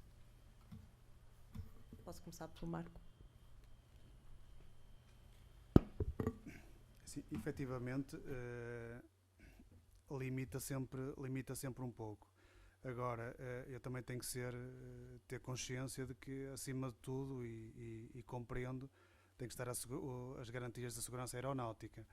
E tem havido, infelizmente, muitos abusos, quer ao nível dos incidentes que se tenha ouvido falar, mas é tal questão. Relativamente às questões de navegabilidade, por exemplo, na Vila Nova de Gaia estamos limitados. Já estávamos no passado com as restrições em termos de construções e do PDM. Temos que lidar com isso. A única que neste momento, como eu referi, que estamos um bocadinho ainda à espera de ver o que é que a Força Aérea nos vai dizer, é relativamente à parte sul do Conselho, que estamos a ver de que forma é que conseguimos ter essa situação mais desbloqueada. Eu alerto uma vez mais que, independentemente de qualquer coisa, por exemplo, eu tinha uma série de trabalhos agendados e suspendi-os todos porque até há ano dizer alguma coisa. Portanto, recomendo a todos que tenham o mesmo cuidado, porque a partir da manhã as autoridades podem passar a multa. Obrigada. Algum comentário relativamente ao que o engenheiro Marco acabou de dizer? Alguma pergunta? Sim, com certeza.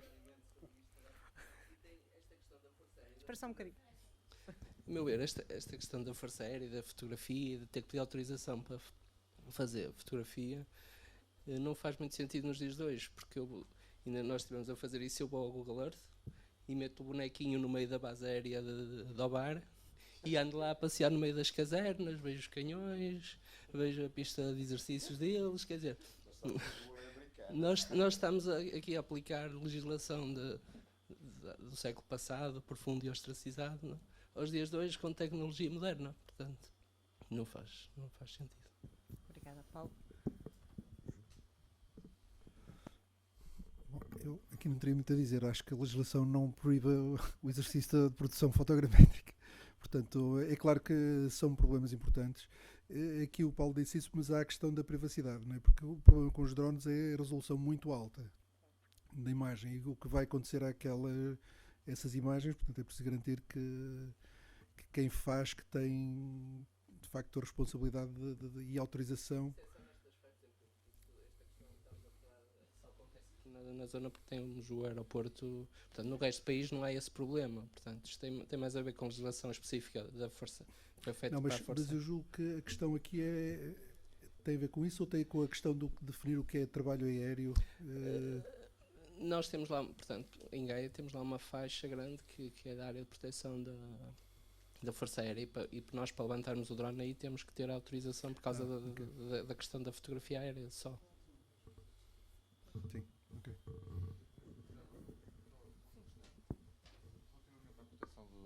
A proteção de dados, até que ponto é que é legal, quando vocês fazem a parte da fiscalização, neste momento estão a fazer fiscalização de obras públicas, correto? De obras vossas. Portanto, têm autorização do dono da obra e têm autorização vossa, porque no fundo a obra também poderá ser vossa. Mas, quando vocês vão fazer, por exemplo, uma fiscalização a um bairro e tiram fotografia de determinadas casas habitacionais, como é que vocês garantem a proteção de dados das pessoas que habitam nessas habitações? Assim, acima de tudo, a altitude, ou o que se pretende desses trabalhos, nunca é fotografar pessoas. Portanto, nós temos sempre o cuidado de, quando se está a fazer esses trabalhos, vamos sempre dois. E normalmente as áreas que pretendemos ir fotografar, ou estamos muito alto e que não se consegue reconhecer faces nem pessoas, ou quando são coisas próximas, pedimos para não estar ninguém por baixo, e normalmente há um de nós por baixo. Portanto, temos esse cuidado relativamente à identificação das pessoas. Há um parecer, julgo eu, da Comissão Nacional de Proteção de Dados, que circulou aí recentemente, que, relativamente a esta questão dos drones, que alguém os interpelou, e que efetivamente eles referem de que não há legislação específica para gerir esta questão da imagem com os drones. Acima de tudo, tem que ser quem utiliza garantir a proteção da identidade, desde que não sejam reconhecidas faces e que as pessoas sejam identificadas. Agora, não é por fotogrametria aérea com fotografia vertical que se vai saber se o senhor A ou o senhor B que lá esteve no local. Por isso, eu acho que a maior parte desses trabalhos, o assunto não existe, acho eu. Mas pronto, temos sempre que cumprir a legislação em vigor e nós, como entidade pública, temos que seguir todos os trâmites normais.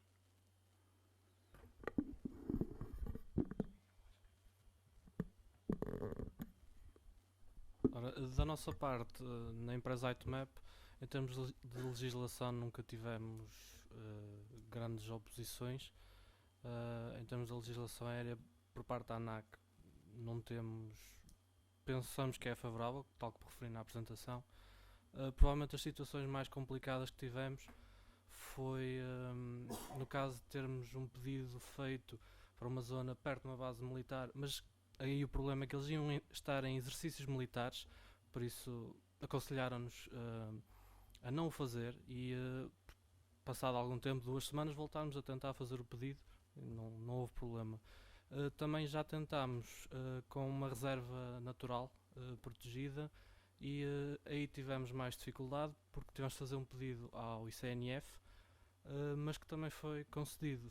Demorou algum tempo porque foi a primeira vez que eles tiveram um pedido deste género, nunca o tinham feito e fizeram um documento específico só para esse pedido, mas ao fim de uma semana acabámos por ter essa autorização e não houve problema em relação a isso. Por isso, da nossa parte, não vemos problema em relação à legislação.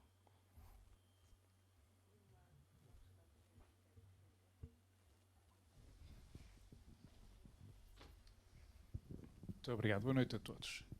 Alguns conheço, outros não, mas como está aqui muita gente ligada a este meio, em questão à legislação, que eu saiba, e nesse aspecto, se souberem, gostava que me elucidassem, a legislação em vigor não foi revogada.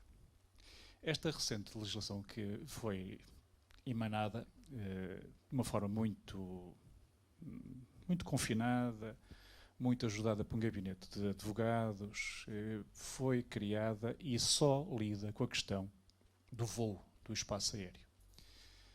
A não ser que eu esteja enganado, continua em vigor uma legislação, como dizia ali o colega à frente, profundamente bacoca, porque se quisesse, se os espanhóis quisessem atacar o Porto de Leixões, não nos contratariam ontem para fotografarmos hoje, para atacarem amanhã. Está tudo no Google. Mas ela existe. E é uma legislação que tem a ver com o fotografar do território nacional. E se o cumpríssemos todos, temos que pedir autorização e depois, no fundo, temos que levar as imagens para serem visualizadas. Há um outro enquadramento que tem a ver com o trabalho aéreo. E que eu saiba, esta legislação não revogou. E de acordo com a lei de trabalho aéreo, que surgiu na altura em que se voltou a privatizar a possibilidade de haver transporte aéreo, toda a lei está vocacionada, penso que é de 94 ou coisa do género, está vocacionada para o transporte aéreo de pessoas. E, portanto, impondo regras sérias, como não podia deixar de ser, acontece que na introdução dessa lei fala-se de trabalho aéreo, nomeadamente reboque de manga, para levar a fotografia aérea. É o único sítio em que aparece. Ora, a fotografia aérea encarada como trabalho, de acordo com a legislação, só pode ser realizada a partir de empresas credenciadas para tal facto. É evidente que todos nós, e agora disse nós, não disse vós, disse nós, estamos todos coletivamente a assobiar para o lado. E, portanto, não há dúvida, já se passou muito da fase da anarquia total, mas temos de estar conscientes que estamos literalmente a assobiar para o lado, porque não é isso que estão nas regras do jogo, que eu acho que devem ser alteradas, mas são as que estão em vigor. E para o trabalho aéreo tem um enquadramento que é completamente exterior àquilo que esta lei que agora editou, que se parece que ficamos todos contentes a achar que finalmente existe um enquadramento, eu peço desculpa, não há enquadramento.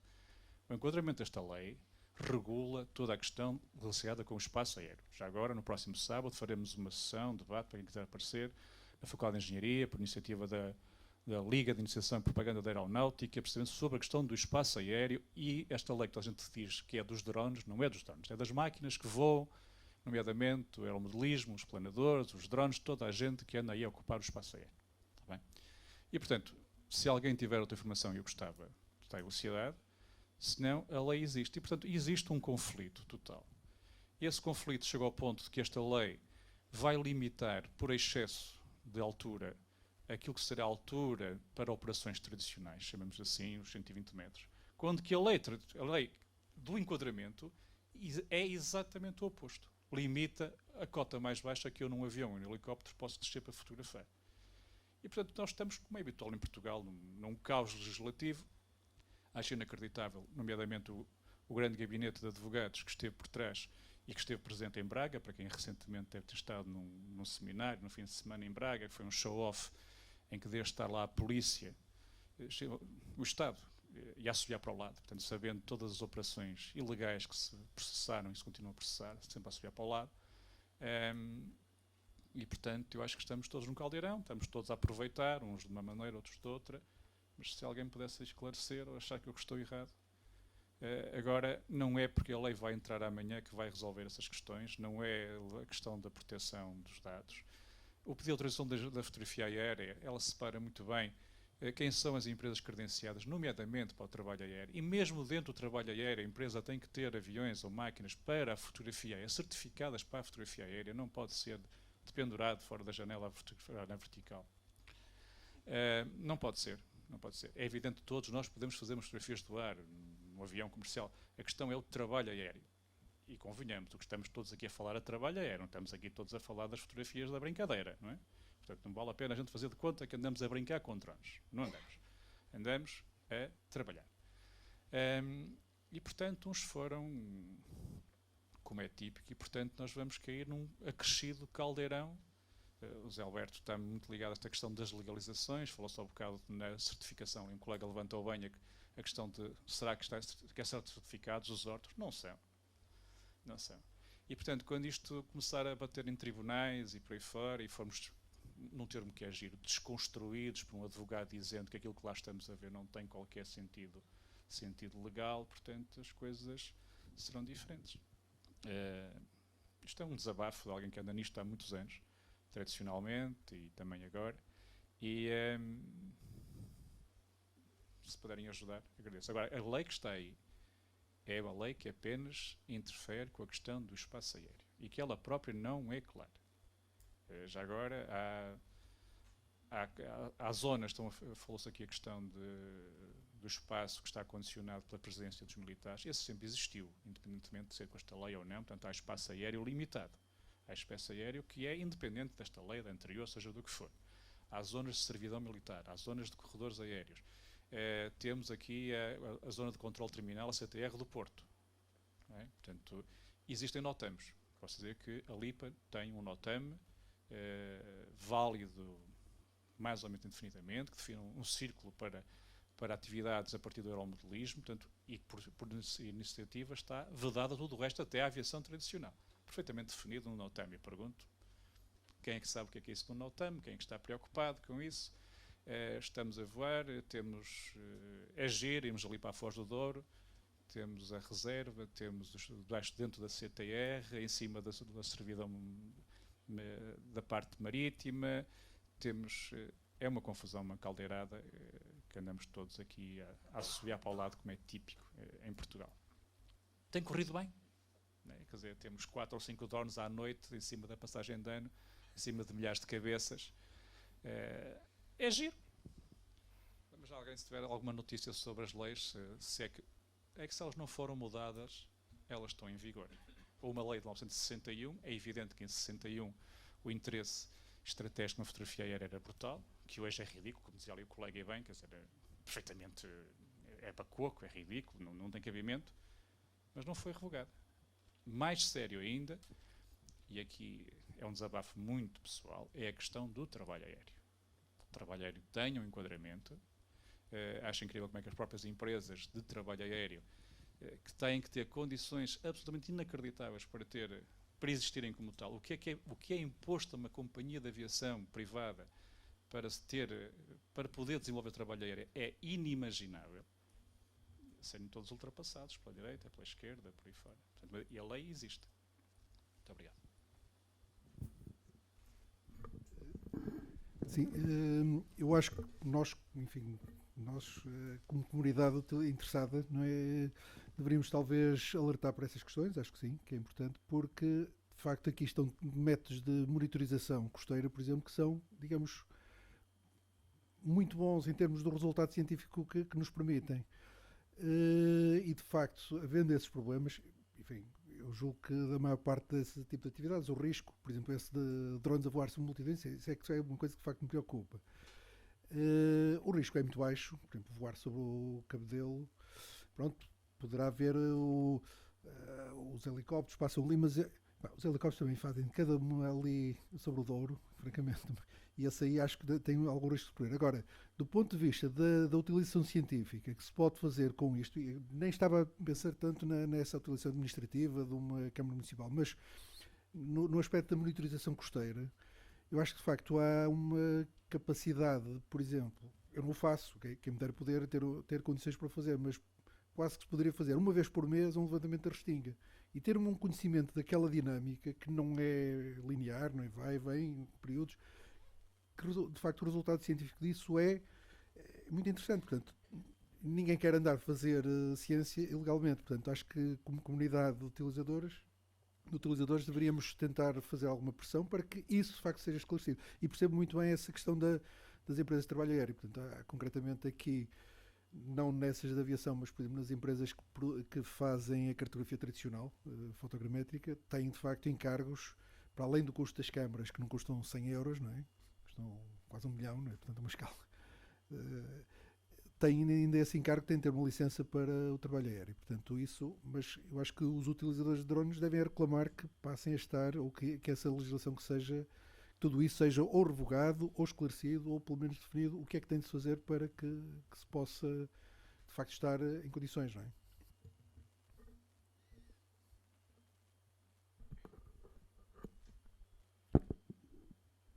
E mais uma pergunta? Boa noite, o meu nome é Luís Bravo. Ainda bem que está aqui o Francisco Piqueiro, que é uma pessoa, para quem não conhecer, que já trabalha com fotografia aérea, pelo que sei, há muitos anos e que sempre teve a preocupação de trabalhar dentro da legalidade. E eu que constato ao ouvir aqui os ouvintes e os intervenientes, obviamente que isto é uma área com muito interesse dos drones, mas a preocupação, e quando se fala da lei, como o Francisco alertou muito bem, a lei só veio regular ou mudar um bocado a regulação da segurança aérea. E na minha opinião, assim, a lei que havia antes era muito mais restritiva, porque no caso dos drones estavam enquadrados como aeromodelismo, em que é muito mais restritivo, não é? Nesse sentido foi melhor. Noutro sentido, realmente não é nada prático. Por exemplo, falou-se aqui do caso de Gaia, metade do Conselho Norte está dentro da área de proteção do aeroporto Francisco Sá Carneiro e outra metade não está livre disso, está ainda numa restrição pior, que é da proteção da base aérea de Maceda, em que ainda é mais restritivo qualquer voo, penso que até é proibido mesmo, não é? Sem autorização. Penso que o colega também começou a falar mas nós andamos a pedir autorização. Não sei se estava a falar exatamente da Força Aérea, mas houve aqui também uma intervenção que falou, foi de outra questão, que é da autorização para fotografar. Porque, inclusivamente, pelo que me deu a entender, até a Câmara de Gaia está na ilegalidade, se está a obter imagens sem autorização da Força Aérea, porque toda a gente que capta imagens, eu incluo-me nisso também, também tenho um drone e presto serviços, nós no fundo estamos a voar na ilegalidade, porque se vamos cumprir as burocracias da Força Aérea, que elas existem, só assim, porque realmente a legislação está inadequada, portanto está tudo contente que a lei é muito boa. Eu não acho que esta lei seja boa. Todos nós temos preocupações de segurança, acho que ninguém aqui é inconsciente, ninguém quer problemas, mas se calhar, na minha opinião, é excessiva. As áreas de proteção são demasiado grandes. O mecanismo de pedirmos autorização, se quisermos voar um bocadinho mais alto e cumprir a lei, porque na realidade também a Força Aérea não tem meios para controlar isso, nem ninguém, não é? Porque os nossos drones, mesmo a 120 metros, não entram no radar. Os radares não são suficientemente sensíveis para serem apanhados. Portanto, fazemos como é que costuma em Portugal com outras coisas. Assobiamos para o lado, não é? Assobiamos para o lado e se fizemos um voo ali ao outro lado, ninguém sabe. Agora, não se esqueçam também que a lei permite, pelo aquilo que sei, eu não sou jurista, mas nós podemos ser autuados a posteriori. Ok? Portanto, ninguém está a pensar se calhar a autorização à Força Aérea, isso não é necessário, isso está desadequado. Um dia pode-lhes dar na telha e começarem a autuar-nos a todos, porque se não pedirmos autorização em cada trabalho. Porque podem, se não temos que comprovar onde é que está o pedido quando fez este registro de imagem, não é? Portanto, este problema é muito mais sério e eu acho que as pessoas não estão suficientemente preocupadas. Estamos só a falar das vantagens, do que é bonito, isto é tudo muito giro. Ninguém está preocupado. Há questões de segurança, sim senhor. Em Portugal ainda não houve nenhum acidente grave, mas mesmo até com outras aeronaves, como por exemplo os LMs, outro dia havia um passar sobre o Douro a uma altitude que era a altitude dos drones. Portanto, eu não sei se ele está, não percebo suficientemente da legislação para o LMs, mas provavelmente estaria a violar também leis, não é? Assim como já vimos helicópteros a fazerem voos muito baixos em zonas que provavelmente não o poderiam fazer, não é? E, se isto misturado com os drones, e cada vez há mais gente com drones, até para fins recreativos, há de facto um problema potencial e não vejo aqui as pessoas muito preocupadas. Está tudo só preocupado, eu resolvo isto e já estou descansado. Se calhar não era má ideia pensarmos em conjunto, e ainda por cima na sede de uma ordem dos engenheiros, e começar a pensar como é que se pode falar uma só voz e dizer, ok, isto está bem, não está, não estamos de acordo. Porque a mim o que me pareceu é que um grupo de funcionários da ANAC, se calhar com o apoio de um gabinete de advogados qualquer, fez uma legislação para resolver o queijo deles. O meu queijo está resolvido. Porque aqui em Gaia houve o ano passado um encontro sobre drones, porque ia haver um evento, e eu fui a esse encontro, não sei se aqui algum dos presentes esteve presente, eu só estive a assistir, e também o que vi foi exatamente isso. Essa percepção que eu fiquei é que estavam lá, primeiro organizado por um gabinete de advogados, que é uma coisa muito interessante. Foi um evento organizado por um gabinete de advogados. E eu pensei, porque é que um gabinete de advogados está a financiar isto? E a conclusão pessoal, a minha interpretação daquilo, é provavelmente as primeiras 2 intervenções foram de juristas, não é? Ligados a esse gabinete. Um deles parece-me que o gabinete era muito ligado às seguradoras, estavam preocupados em meter medo, que isto é uma confusão, e os seguros, e devem ter ouvido provavelmente num congresso lá fora que isto é a área de seguros do futuro, vai ser os drones e tal, qualquer coisa por aí, e não estavam muito preocupados com o resto. E eu noto isto, e estava um grupo que até interviu, mas não estavam como moradores, mas estavam na audiência, precisamente da ANAC, pessoas da ANAC, até controladores aéreos também do Francisco Sá Carneiro e de outros sítios. E a preocupação deles, eu percebi perfeitamente, era resolver o queijo deles. Isto andam a voar, mas nós queremos como é que se controla, porque é que não se controla. E vai-se resolvendo o queijo de cada um. Eles, neste momento, o poder estava do lado da ANAC, fez-se uma legislação demasiado restritiva nas áreas de proteção, na minha opinião. Não há um meio prático de se pedir autorizações. E a questão da Força Aérea não está resolvido no que diz respeito à captação de imagem aérea, que está obviamente desadequado, estamos todos de acordo, não é? Mas, no fundo, é a legislação que está. Vamos continuar a operar ilegalmente e a subir para o lado? É uma pergunta que deixo, e se calhar um desafio, a pensar como é que podemos organizar-nos, e uma vez que não existe ordem dos operadores de drones, nem nenhuma associação que nos representa ou que represente os interessados em usar, porque de facto as legislações existentes não estão adequadas, na minha opinião ainda, nem sequer esta última.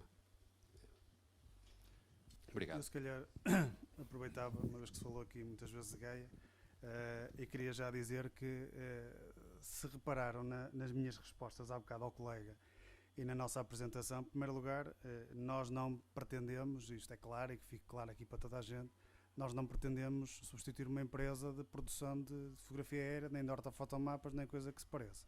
Os exemplos que demos são exemplos muito concretos. Relativamente ao tipo das fotografias que estamos a tirar e que tiramos, dependentemente da plataforma com que ela foi obtida, tanto fizemos fotografias com o drone naquela posição, como eu podia ter pedido ao comandante dos bombeiros para ter ido lá com a autogrua e fazer exatamente o mesmo sítio. Então estamos aqui a falar do mesmo problema, ou é o problema do carro dos bombeiros, ou é o meu drone que levantou à mesma altitude, à semelhança da obra, que foi a fotografia tirada praticamente à mesma altura da grua, do operador da grua que lá estava, que podia ter feito exatamente a mesma fotografia. Tendo isto em consideração, relativamente à ANAC, às regras, efetivamente eles defenderam o interesse deles e a segurança aérea, como foi referido. Por acaso, ainda hoje, falei com eles, porque eu propositadamente fiz 2 pedidos de voo em zonas que eu aparentemente suspeitava que não iria ter problemas, mas fiz questão de lhes pedir na mesma e pedir que lhes respondessem, e eles acautelaram e deram-me a resposta formal deles e por telefone, tiveram essa amabilidade. Relativamente à Força Aérea, E uma vez que, como eu referi, que pedimos enviamos um ofício a pedir uma informação, não foi simplesmente apenas relativamente à questão da zona de proteção, foi incluindo a questão das imagens. E explicamos em 5 pontos, sucintamente, o que é que pretendemos com o trabalho e o que é que estamos a fazer. Foi exatamente aquilo. Nós estamos a fazer trabalhos para isto, desta forma, com estes critérios, a ser utilizados internamente apenas nos serviços internos do município. Não serão divulgadas estas imagens publicamente, nem nas redes sociais. Caso isso seja feito, teremos que obrigatoriamente pedir as respectivas autorizações. Portanto, estamos a tentar perceber e a tentar ver de que forma é que é possível agilizar isto, porque das duas uma. Então vamos todos vender os nossos drones e as empresas, e não se vende mais drones neste país porque não vai haver trabalho. Ou então estes organismos não têm capacidade de resposta para dizer se podem ou não fotografar e que tipo de fotografia se pode fazer. O problema é esse, é que eles nem querem saber. Vão querer saber a partir do momento em que as entidades... Eu dou-lhe o exemplo. Eu não sei, provavelmente nós, município de Gaia, vamos partir um bocado de pedra no início. Felizmente pode ser que depois os outros municípios beneficiem desse trabalho. Vocês só estão a pedir autorização para quando for utilizado o drone do município. Não, é? Não abrange, eu, por exemplo, moro em Gaia, não é? E exerço a minha atividade também em Gaia. Dependendo da resposta que vier, eu acho que pode ser potenciador da própria AN tomar uma decisão de efetivamente fazer o que a ANAC fez, que é tentar regulamentar e esclarecer em rigor as pessoas, porque se qualquer um de nós que levanta o nosso drone para fotografar o terreno do vizinho que é amigo, tem que pedir autorização à AN, ponto final. A lei é assim, é clara. Não? Mas alguém aqui concorda que, por exemplo, na zona do Grande Porto e Gaia, o limite máximo seja 60 metros ou menos, até se for mais perto do aeroporto é um bocado menos? Eu não sou especialista na aeronáutica, tenho que cumprir. Eu também não sou, mas quer dizer, não estou a ver um avião arrasar as casas. Não é? A Torre dos Clérigos tem 70 e tal metros, há torres não é? E estamos a falar de 60 metros acima do solo, não é? Não é difícil, ou seja, não estou a ver o sentido, quer dizer, só num caso de um acidente, um avião passar tão baixo. Eu queria esclarecer aqui um ponto que foi esse que eu propositadamente fiz, que é, eu dou o exemplo de Gaia, que é um bom exemplo, Gaia-Porto. Nós temos este declive, não é?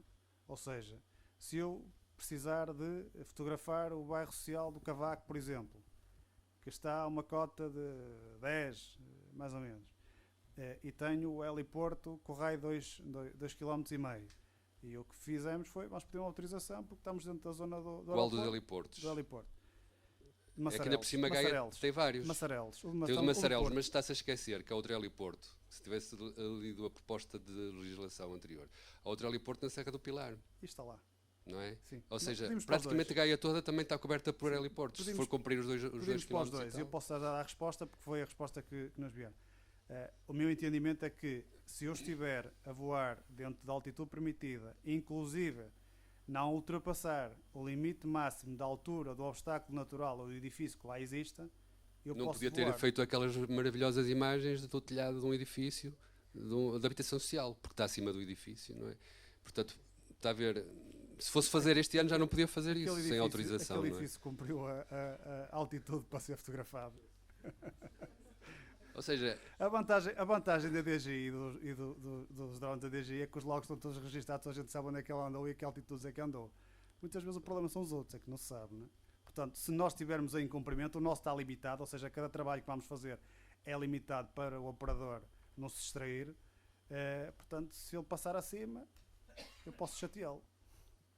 Felizmente em Portugal vamos assobiando para o lado e normalmente também as autoridades ainda não se começaram a chatear, mas podem mudar de opinião. Pode ser que depois deste nosso ofício possam acelerar um bocadinho. É esse o problema.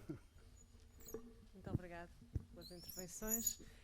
Temos que terminar, pergunto se existe mais alguma questão, algum comentário sobre este assunto. Muito mais ficou por dizer.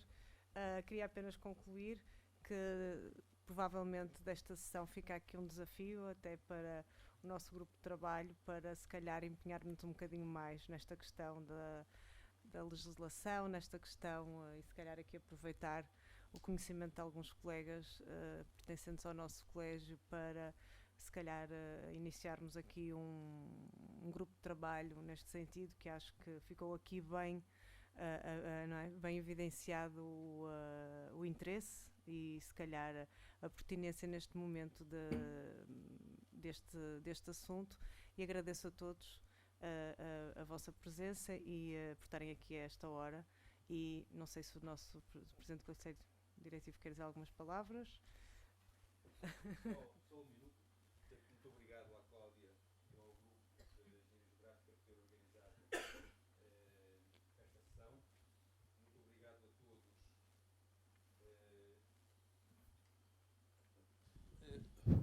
Muito obrigado a todos pela vossa presença.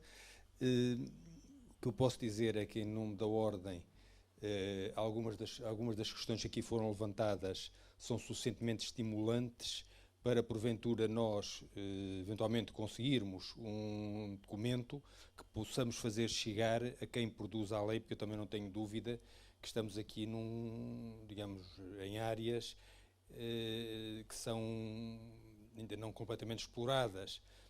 Foi aqui referida a possibilidade de fazer acompanhamento de frentes de trabalho, penso eu, que não estava cá no momento, através de drones. Há problemas relacionados com privacidade de dados que impedem que algum tipo digamos, de utilização de câmaras possa ser feito para esse fim. Do ponto de vista de segurança aérea, penso que também há muito a trabalhar sobre isso. Penso que foi o Piqueiro que referiu, por exemplo, aqui na Avenida dos Aliados temos drones com alguma dimensão. O que é que acontece uma coisa daquelas cair e magoar alguém? Portanto, digamos, há algo em aberto, há muito em aberto, e penso que, no que diz respeito à Ordem, se a Ana quiser, e fará com certeza digamos, um resumo, ou um tipo de um ponto de situação sobre isto, nós podemos, enquanto Ordem, tentar influenciar futura legislação sobre isto. Portanto, aquilo que eu ouvi, sem ser obviamente um especialista nisso, muito longe, sinto que há muito a fazer, e, por outro lado, uma potencialidade fantástica. Eu lembro-me deste colega da GAIUR, portanto, de Gaia, foi muitas vezes inovadora nessa matéria, na obtenção de dados, informação geográfica. De facto, agora, com os drones, nós conseguimos coisas que de antes eram muito mais difíceis. Mas eu também me lembro, mais uma vez em Gaia, de haver alturas em que havia helicópteros a 20 ou 30 metros a fotografar casas. Faziam isso e depois vendiam as fotografias. E foi também referido que, se não for o drone, se for a grua, o que é que acontece?